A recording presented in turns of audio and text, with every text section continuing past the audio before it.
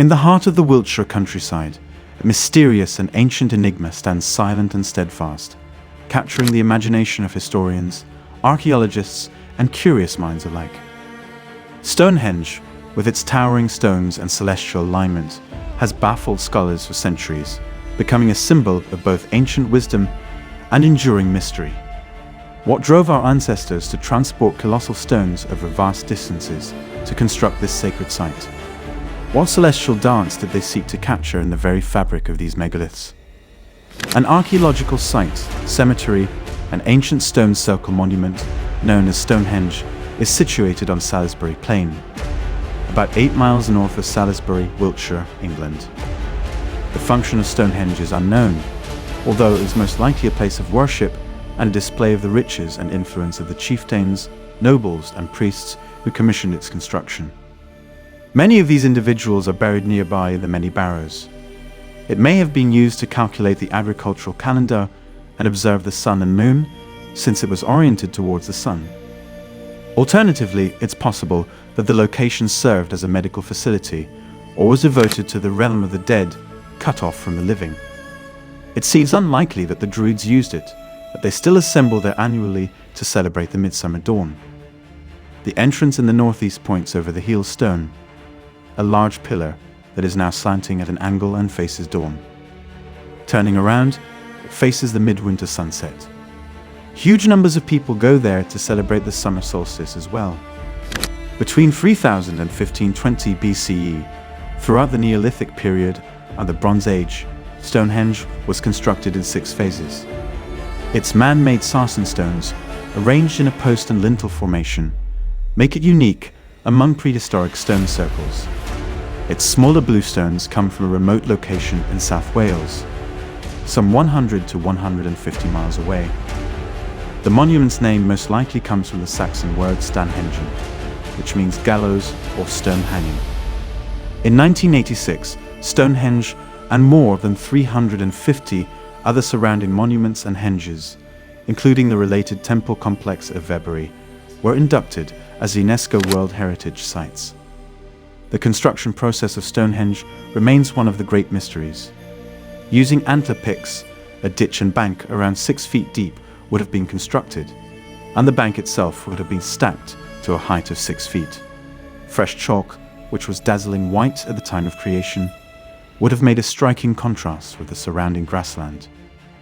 The original stones were bluestones, which weighed around 4 tons each and were obtained from the Preseli Hills in North Pembrokeshire, Wales, which is about 200 miles distant.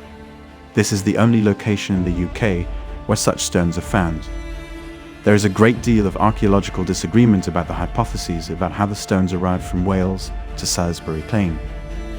A widely held belief among scholars is that the stones were extracted from the quarry in Wales, mostly by water transportation, and then moved over land using log roller systems to the location of Stonehenge. But no one has ever used the tools available at the time to effectively recreate this accomplishment, even in modern times. Nor discovered any proof to back up this along the road. The other, and maybe more credible, idea holds that during the Ice Age, glaciers carried the stones naturally to Stonehenge. The bigger stones, known as the sarsen stones, were just approximately 20 miles distant.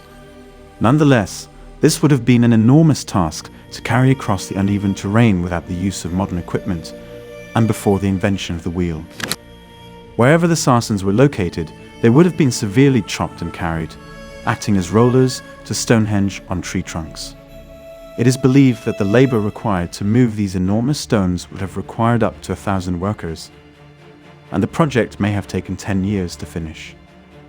Owing to the difficulty of planning such an enormous undertaking, it's probable that a select few, like a guild in modern times, held and disseminated specialized construction knowledge, arranging the engineering between nearby and farther flung groups.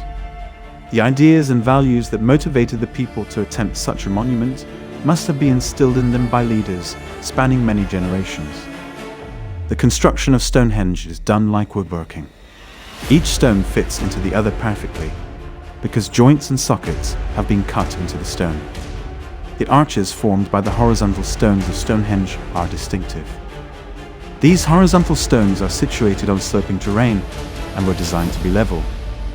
Another distinctive feature of Stonehenge is the way the stones have been cut into blocks with flat sides. These enormous stones would have required a lot of work to form using stone on stone if there had been no metal. To do the shaping on location, it would have taken an army of workers. We are aware of this as the area around Stonehenge is covered with chippings. Without contemporary tools, erecting the stones would have been difficult as well. The stones would have been placed in ditches that had been excavated. About 1/3 of the length of the uprights at Stonehenge is hidden below ground. The most widely accepted hypothesis states that enormous earthen ramps would have been built, the stones would have tumbled over the top into their designated holes, and then they would have been dragged vertically, possibly using cruder frames as leverage. One of the uses burials at Stonehenge. You simply need to visit the region to view the burial mounds scattered around the larger Stonehenge landscape, which provide enough evidence in favor of the notion of hallowed burial sites. Skeletons have also been found in archaeological discoveries. One such example is the Bronze Age archer, whose skeleton was found in Stonehenge's outer trench in 1978. According to the evidence, Stonehenge was a holy place where people traveled from nearby towns to pray.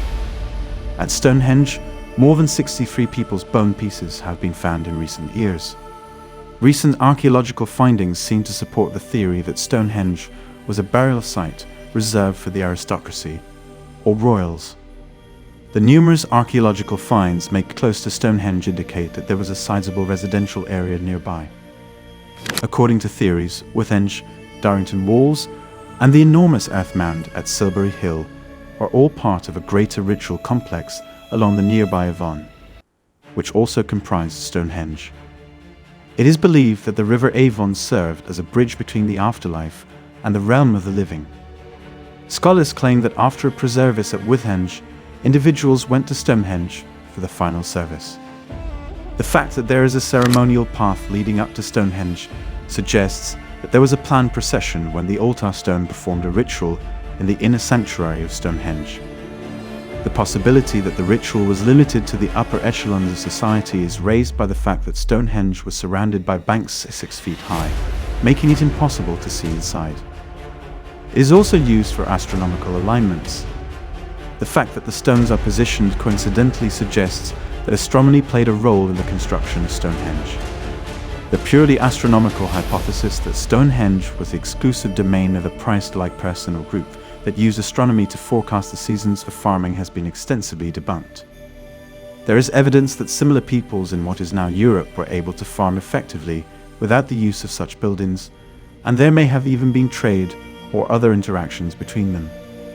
Most people agree that the sole astronomical relevance was due to the ritual's precise timings. And why do many other comparable Neolithic sites, like Stonehenge, have statistically significant ley lines cutting across them? Is this simply a coincidence? Of course, Stonehenge is well known today for being the destination for thousands of people from all walks of life to come together for a single June day to celebrate the solstice and see the awe-inspiring spectacle that is Stonehenge at sunrise.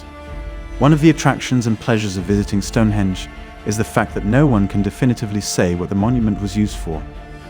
Simply reach your own personal judgments. Thank you for joining us on this captivating odyssey through time.